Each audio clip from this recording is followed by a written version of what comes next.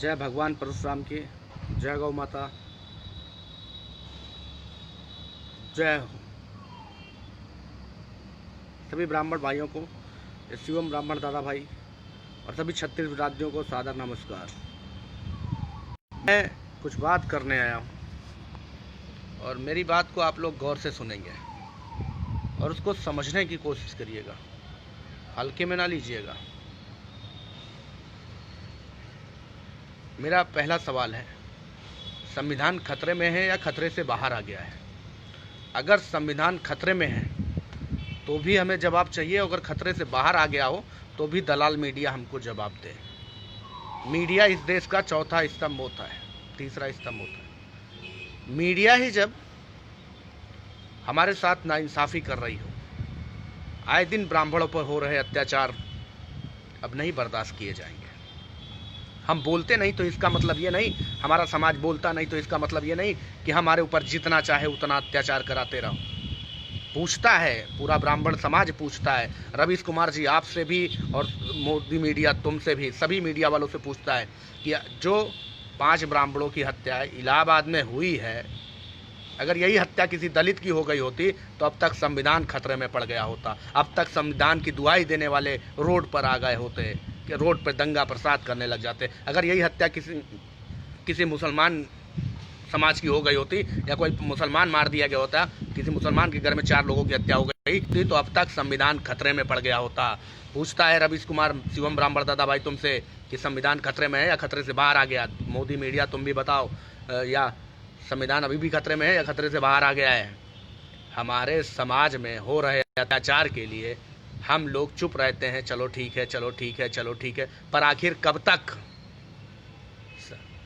मुझे जवाब चाहिए। आप सभी ब्राह्मण भाई भी जवाब दें और आज ज़्यादा से ज़्यादा शेयर करें। मुझे इस देश की मीडिया से जवाब चाहिए। कुछ दिन पहले जब भाजपा सरकार आती है तब से 5 ब्राह्मण की स्टार्टिंग होती है। पहले ऊंचाहार में 5 ब्राह्मण मार दिए जाते हैं, रायबरेली में, उसके बाद फिर इलाहाबाद में 5 ब्राह्मण मारे जाते हैं, फिर उसके बाद फिर इलाहाबाद में कल 4 ब्राह्मण मार दिए जाते हैं, फिर उसके बाद जो है झांसी में 4 ब्राह्मण जिंदा जला दिए जाते हैं, फिर जो है 5 ब्राह्मण जो है इटावा में मार दिए जाते हैं घर के अंदर। तो मैं पूछता हूँ कि संविधान अभी भी खतरे में है या खतरे से बाहर आ गया है? खाली ब्राह्मणों के ऊपर अगर यही किसी ब्राह्मण ने किसी दलित को मार दिया होता तो अब तक संविधान खतरे में आ गया होता। दलितों के ऊपर अत्याचार हो रहा है, ये हो रहा है, निपोरा हो रहा है, मदारा हो रहा है, और कहीं कोई मुसलमान मार दिया गया होता तब तक संविधान खतरे में आ गया होता। टुकड़े टुकड़े गैंग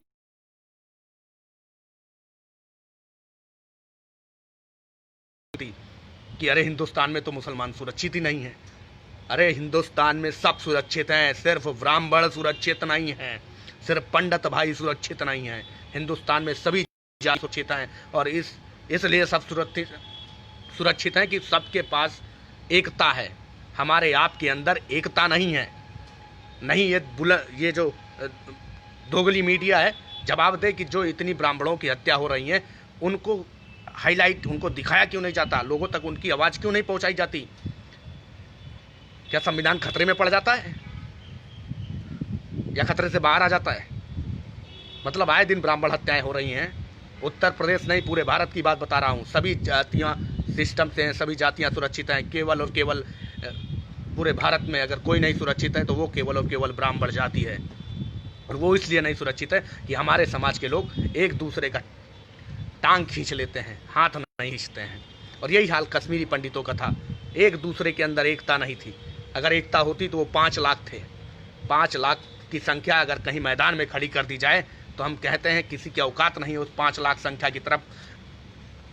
अरे पहले ज़माने में युद्ध होया करते थे, अगर 5 लाख सैनिक किसी के पास होते थे तो वो कब्जा करते हुए चला जाता था, पूरी तरफ कब्जा करते हुए चले जाते थे।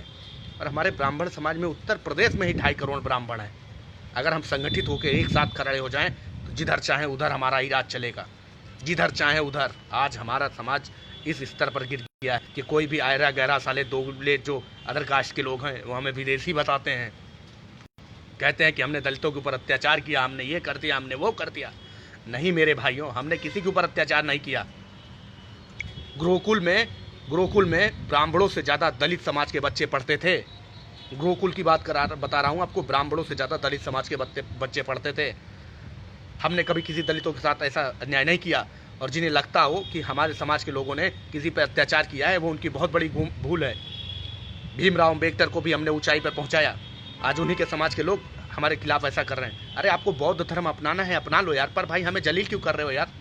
आपको बौद्ध धर्म अपनाने से किसी ने रोका है क्या? जाओ अपनाओ यार, क्या करना है हमसे?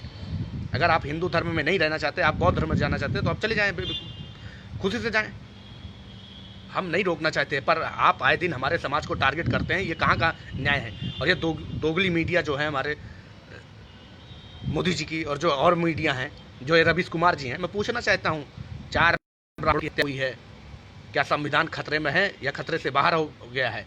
और फिर एक बार, अगर यही हत्या किसी दलित की हो गई होती तो अब संविधान खतरे में पड़ गया होता।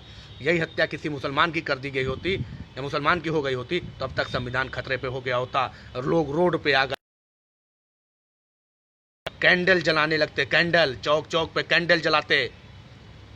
और कहीं धीरे से नाम अगर किसी ब्राह्मण का आ गया होता तब तो पृथ्वी पर त्राही मच गई होती कि ब्राह्मणों ने दलितों को मार दिया, अरे ब्राह्मणों ने मुसलमानों को मार दिया।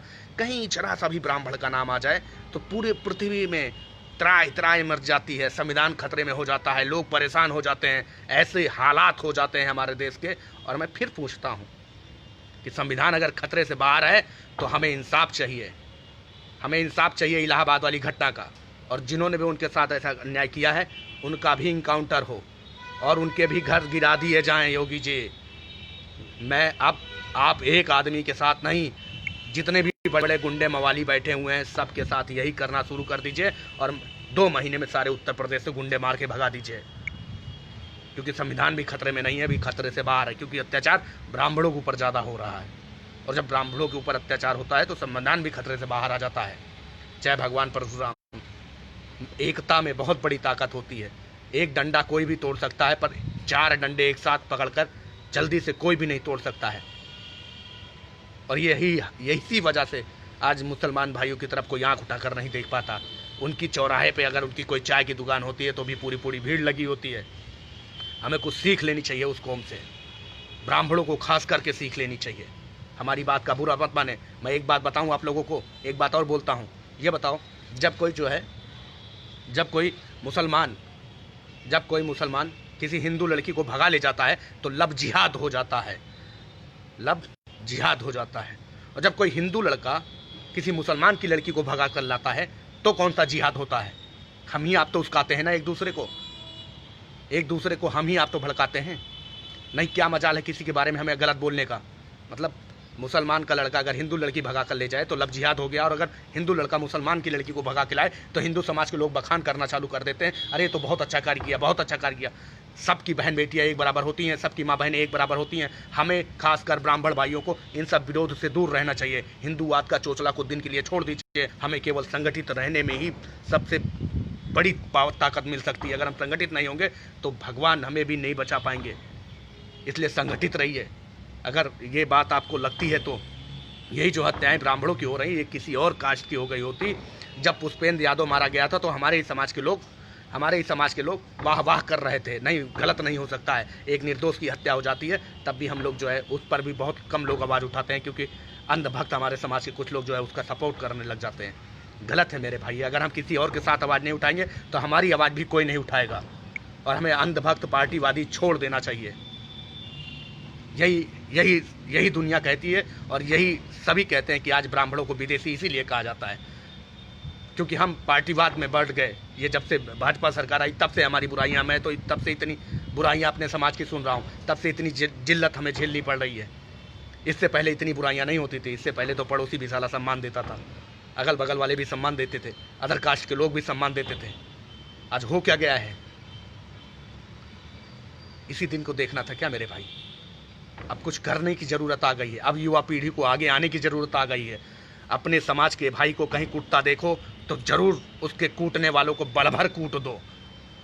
एकत्रित रहो मेरे भाइयों, उसी में हम सबकी भलाई है। बस इतना ही कहना है आप सभी से। जय भगवान परशुराम। संविधान खतरे में अभी नहीं है क्योंकि ब्राह्मणाएं हत्याएं चरम पे हो रही हैं उत्तर प्रदेश में।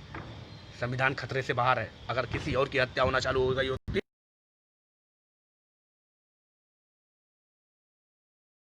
यह है देश का, क्योंकि ब्राह्मण मारे जाएं किसी से कोई मतलब नहीं है।